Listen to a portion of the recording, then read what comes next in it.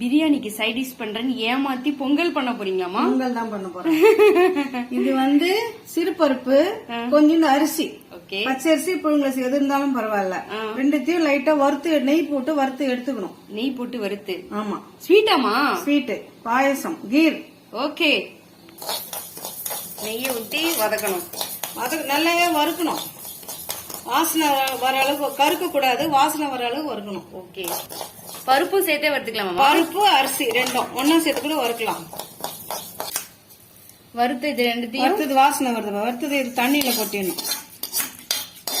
இப்ப குக்கர்ல இதை வேக வைக்க போறோமாமா? ஆமா. இது எத்தனை விசில்மா? ஒரு 5 விசில் வைக்கணும். நல்லா வெந்துட்ட பிறகு நல்லா இது கடைஞ்சிடணும். இப்படி அந்த பருப்பு அரிசி நல்லா கடைஞ்சிடணும்.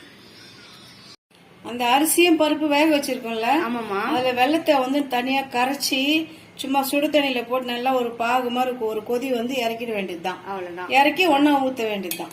வந்து முந்திரி திராட்சை எதுவும் தேவையில்லை. வேணா சுக்கு கொஞ்சம் தட்டி போட்டுக்கலாம். அவ்வளவுதான். கீர் ரெடி. கீர் ரெடி. பிரியாணி சாப்பிட்டு ஸ்வீட்டுக்கு வெயிட் பண்றவங்கள்ட்ட டம்ளரா இதை ஊத்தி கொடுத்தா ஸ்டொமக் ஃபீலிங்கா போவாங்க. அடுத்த வீடியோல பாக்கலாம். பாய்.